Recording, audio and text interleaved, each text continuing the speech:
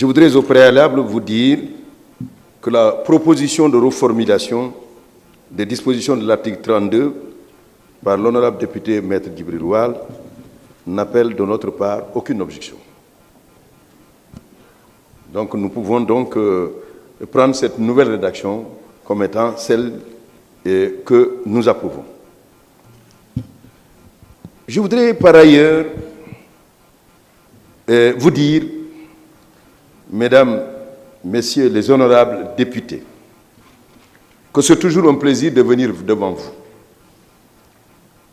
Parce que c'est ici que nous débattons les questions fondamentales de la nation.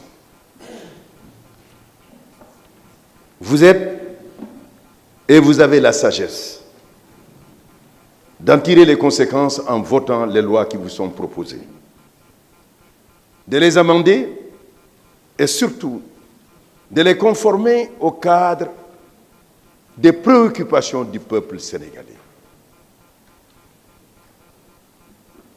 La souveraineté du peuple, c'est vous qui l'assumez parce que vous êtes les élus de ce peuple.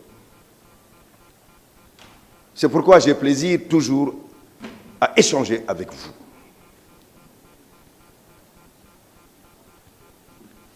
La loi que nous devons examiner répare une injustice. Il m'a été demandé si nous avons eu une concertation. Je voudrais vous rassurer, nous avons eu cette concertation.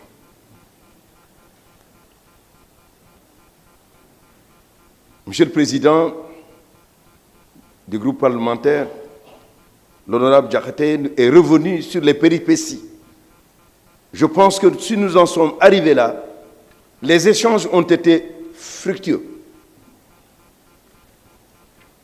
Et jusqu'à la dernière proposition, je pense que nous réglons définitivement une question qui avait besoin d'avoir une réponse adéquate et qui réponde aux acteurs, à l'attente des acteurs. Bien évidemment, une question a été posée par les professeurs qui enseignent. Faudrait-il tout simplement préciser que ce que dit la loi, ce que les dérogations qui sont seuls admis, ce sont les sortants. Et c'est l'article 10 de l'ENA, section impôts et domaines, ou de l'École nationale des impôts de France qui justifie 10 ans de pratique professionnelle et il est exigé la cessation des fonctions dans l'administration dans la limite d'âge de la loi. C'est ce qui est demandé.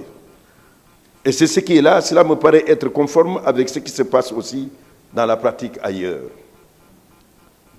À mon avis, cette loi doit pouvoir accueillir votre assentiment. Et si tel était le cas, je vous demanderai de la voter, parce qu'elle réparerait une injustice, comme nous l'avons à le dire, et nous dirons tout simplement qu'elle permettra à ceux qui sont concernés de pouvoir exercer leur métier dans un cadre juridique adéquat. Notre Assemblée, parce que nous y sommes, a été secouée par une émotion, tout à l'heure. Et je voudrais pouvoir dire la richesse que le Sénégal a, c'est son unité. C'est sa cohésion sociale. C'est la concorde nationale. Si nous avons quelque chose à retenir du président Senghor, nous dirons qu'il a bâti une nation autour des valeurs de cohésion, mais surtout des valeurs d'unité nationale. Une unité nationale qui exclut la discrimination entre les différents citoyens du Sénégal. Ceux du Nord, ceux du Sud, ceux du Centre, ceux de l'Ouest ou ceux de l'Est. Et il a voulu jusqu'à notre armée, qui est aujourd'hui l'une des armées les plus républicaines au monde, et qui a participé dès le départ avec ce qui s'est passé au Congo, au premier contributeur pour la paix à travers le monde. Et c'est cette paix qu'il a voulu cultiver.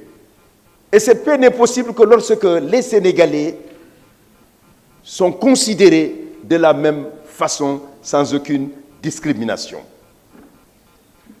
ethnique, en ne vous rappelant pas que vous êtes Serer, Wolof, Diola ou Mandeng ou tout simplement Mandiak, mais que vous êtes un Sénégalais.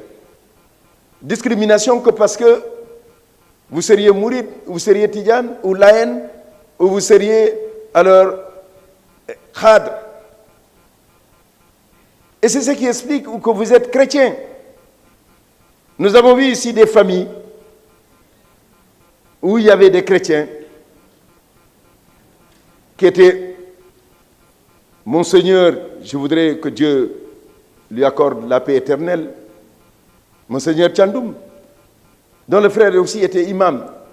C'est cela le Sénégal où nous nous retrouvons tous, dans tout, à la fois dans toutes les cérémonies religieuses, où tous les Sénégalais confondus se retrouvent. Et ces cérémonies religieuses, qu'elles soient chrétiennes, qu'elles soient musulmanes, qu'elles soient réparties entre les différentes confessions religieuses. Ne perdons jamais cela. Ailleurs, on a voulu un jour se rappeler qu'il y avait des Ivoiriens multiséculaires. Ça produit ce que ça produit. Il y a encore des coups de feu. Nous le suivons tous. Une situation que nous espérons qui va se calmer. Parce que quand il y a le premier coup de feu, on ne sait pas où elle s'arrête. On ne sait pas où il s'arrête. C'est ce que les Grecs disaient. On commence une guerre quand on veut, on la termine quand on peut. Parce que dès l'instant que vous tuez le père de quelqu'un, il n'a envie que de se venger. Si c'est le fils de quelqu'un, il n'a envie que de se venger. Avant que ce coup de feu n'éclate, il faut par la prévention régler toutes les situations de crise par le dialogue, la concertation. C'est pour ça qu'on a dit du Sénégal que c'est un pays de teranga, c'est un pays de dialogue. Il ne faut pas distinguer les Sénégalais. Quand on commence à diviser, on ne sait pas où la division s'arrête. Elle peut conduire à la destruction collective. Nous n'en avons pas besoin. Avant le pétrole, avant le gaz, nous avons réussi ce que beaucoup de pays n'ont pas réussi à travers le monde, et surtout à travers l'Afrique, avec les ressources que nous avons. Mais il y a un seul secret, c'est parce que nous vivons ensemble. Nous l'avons compris et la constitution sénégalaise est très claire. Aucune forme de discrimination fondée sur la race, l'ethnie, la religion ou autre chose. Nous veillerons tous parce que c'est la légalité constitutionnelle à ce qu'il en soit ainsi.